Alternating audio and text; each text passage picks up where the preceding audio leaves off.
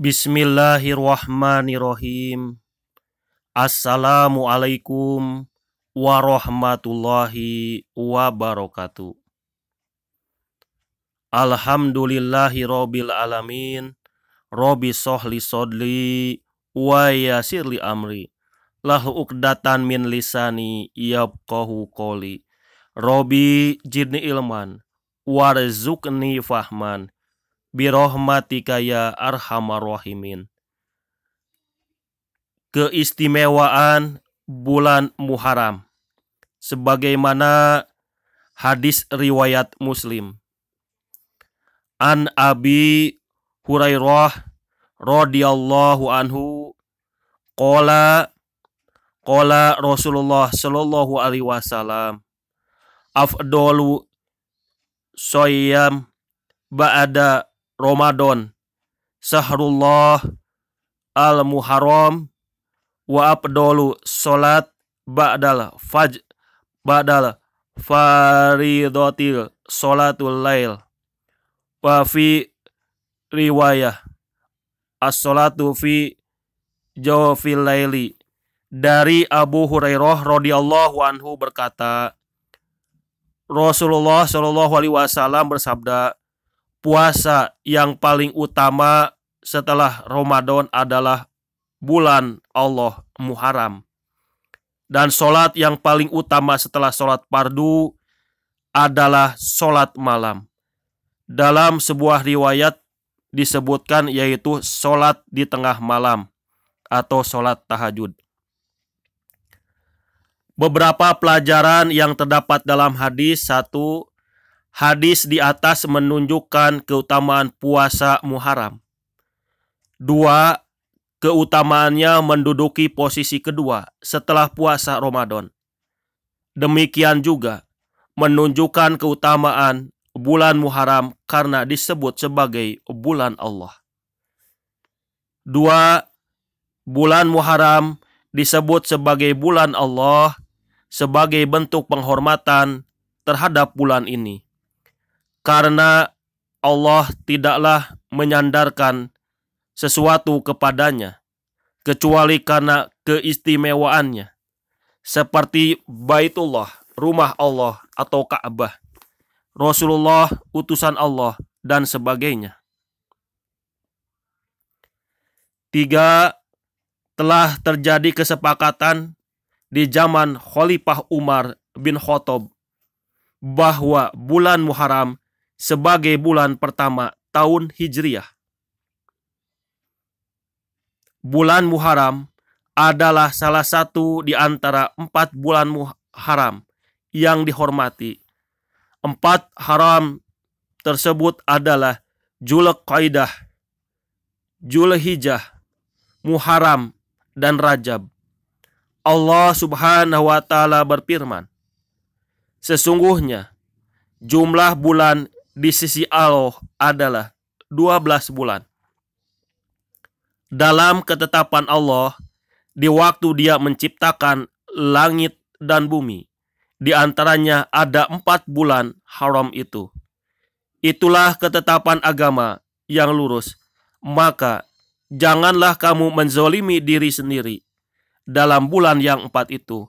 Quran Surat At-Taubah ayat ke-36.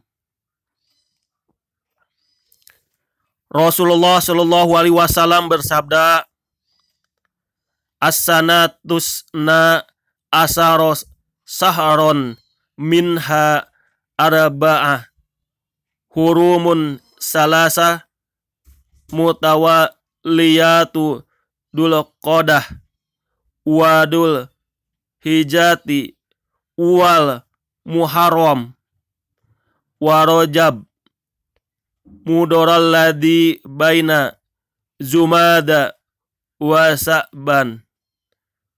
Setelah ada 12 bulan, di antaranya ada 4 bulan haram, 3 berurutan, yaitu Dzulqa'dah, Dzulhijjah, dan Muharram.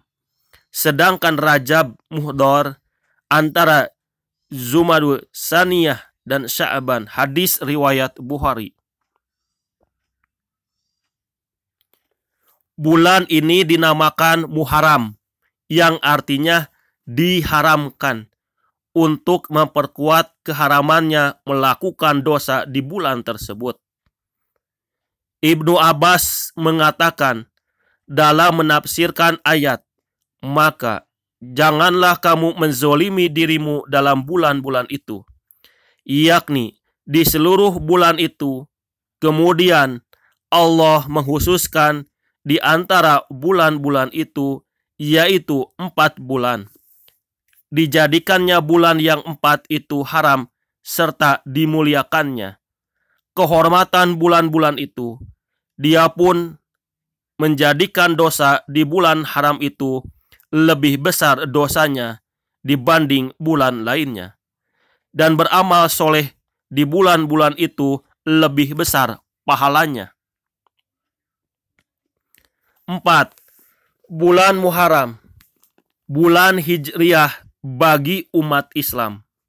Allah Ta'ala menjadikan bulan sebagai tanda-tanda waktu bagi manusia, sebagai firman-Nya. Tafsir atau terjemahan Quran Surat Al-Baqarah ayat 189. Mereka bertanya kepadamu tentang bulan sabit. Katakanlah, bulan sabit itu adalah tanda-tanda waktu bagi manusia dan bagi ibadah haji. Quran Surat Al-Baqarah ayat 189. Tanda awal dan akhir bulan-bulan tersebut dapat diketahui dengan mudah oleh manusia. Namun sayang, kebanyakan kaum muslimin meninggalkan kalender Hijriah ini dan menggunakan kalender Masehi. Hal ini merupakan tanda kelemahan, kemunduran, dan mengekornya kepada non-muslim. Akibatnya, kaum muslim menjadi jauh dari kalender mereka yang dapat mengingatkan mereka dengan syiar agama dan ibadah mereka. Oleh karena itu, hendaknya seorang muslim ketika memilih kalender tetap mencari kalender yang di sana menyebutkan bulan-bulan Hijriyah agar mereka dapat mengingat syiar agamanya. Misalnya mengingatkan dengan bulan Ramadan, bulan Syawal, bulan Haji, 10 hari pertama bulan Zulhijjah, puasa Ayyamul Bid, tengah bulan, tanggal 13, 14, dan 15 setiap bulan. Bulan Muharram dengan puasa Tasu'a dan Asyuranya dan sebagainya. 5. Cara pelaksanaan puasa Muharram. Para ulama menjelaskan bahwa hadis yang disebutkan di atas merupakan dorongan untuk memperbanyak puasa di bulan Muharram. Namun tidak secara penuh setiap harinya. Hal ini berdasarkan perkataan Aisyah radhiyallahu anhu. Aku tidak pernah melihat Rasulullah Shallallahu alaihi wasallam berpuasa sebulan penuh selain di bulan Ramadan, dan aku tidak pernah melihat puasa yang paling banyak dilakukan beliau selain di bulan Sya'ban. Hadis riwayat Muslim. Puasa Asyura 10 Muharram. Dalam sejarah diriwayatkan dari Aisyah radhiyallahu anhu bahwa kaum Quraisy berpuasa pada hari Asyura di masa jahiliyah. Rasulullah Shallallahu alaihi wasallam juga memerintahkannya sampai puasa Ramadan diwajibkan. Setelah itu, Rasulullah Shallallahu alaihi wasallam bersabda di dalam hadis riwayat Bukhari dan Muslim, "Man syaa falyasumhu wa man syaa abdoro." Barang siapa yang hendak berpuasa Asyura, maka silahkan berpuasa. Dan barang siapa yang hendak berbuka, maka silahkan berbuka. Terjemahan hadis riwayat Bukhari dan Muslim. Berdasarkan hadis ini, hari Asyura adalah hari yang sudah masyhur di zaman jahiliyah.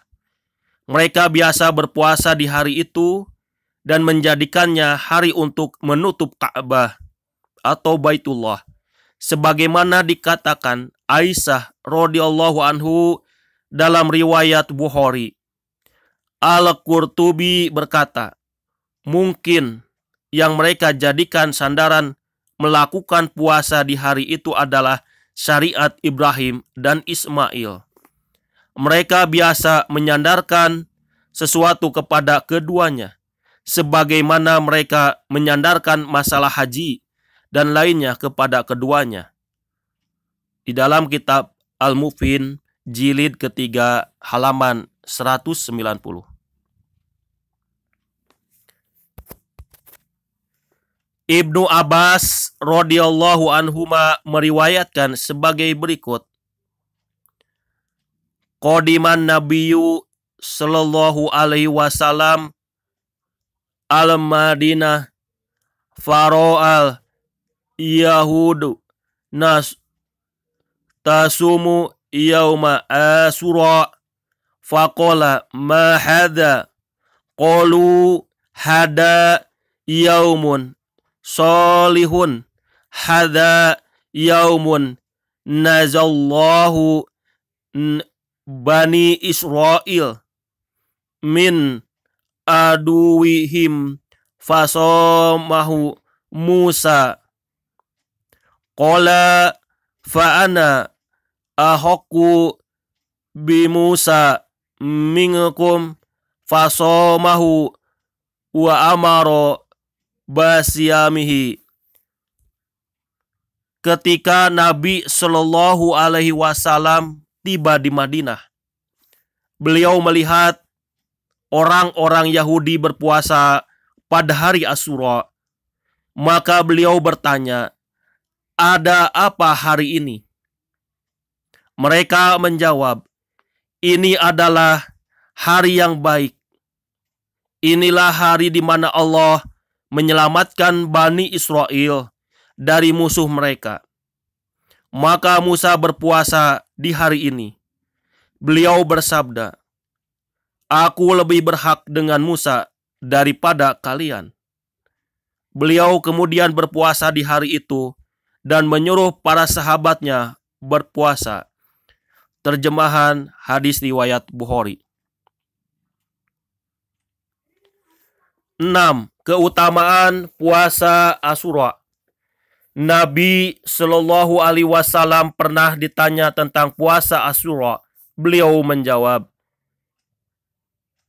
"Ya kufarus sanatal midoid." Menghapuskan dosa setahun yang lalu. Hadis riwayat Muslim. 7. Disyariatkan pula puasa Tasu'a 9 Muharram untuk menyelisihi orang-orang Yahudi yang berpuasa pada tanggal 10 Muharram saja. Kita disyariatkan untuk berpuasa pada tanggal 9 Muharram.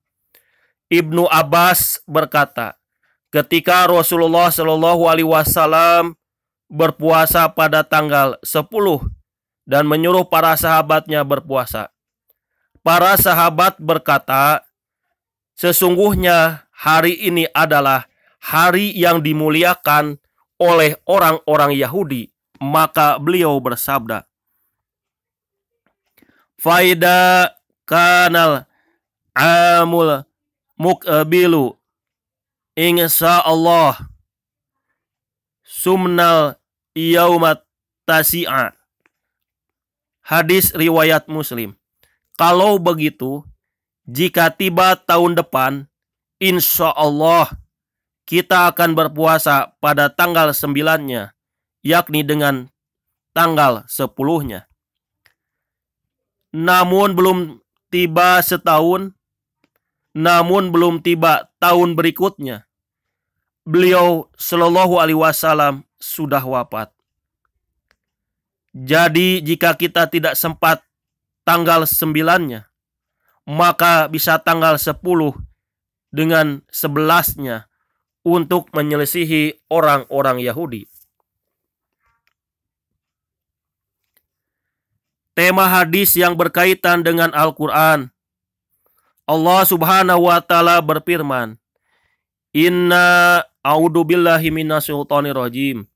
Bismillahirrahmanirrahim.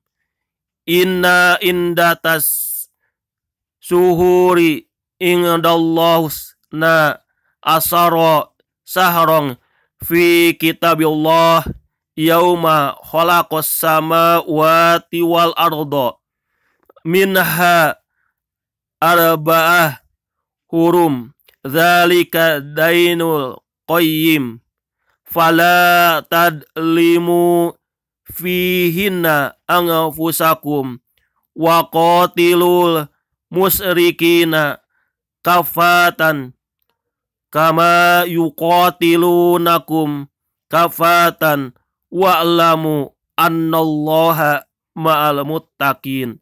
Shadaqallahul adzim. Sesungguhnya bilangan bulan pada sisi Allah adalah 12 bulan dalam ketetapan Allah di waktu Dia menciptakan langit dan bumi. Di antaranya 4 bulan Muharram. Itulah ketetapan agama yang lurus. Maka janganlah kamu menganiaya diri kamu dalam bulan yang 4 itu. Dan perangilah kaum musyrikin itu semuanya, sebagaimana mereka pun memerangi kamu semuanya. Dan ketahuilah bahwasanya Allah beserta orang-orang yang bertakwa. Terjemahan Quran Surat At-Taubah ayat ke-36. Subhana rabbika rabbil izzati amma yasifun. Wassalamun ala mursalin. Walhamdulillahi rabbil alamin. Subhanaka Allahumma wa bihamdika. Ashhadu an la ilaha illa anta astaghfiruka wa atubu ilaih. Nasrun minallah wa fatun qarib. Wa basiril mu'minin. Fastabiqul khairat. Assalamualaikum warahmatullahi wabarakatuh.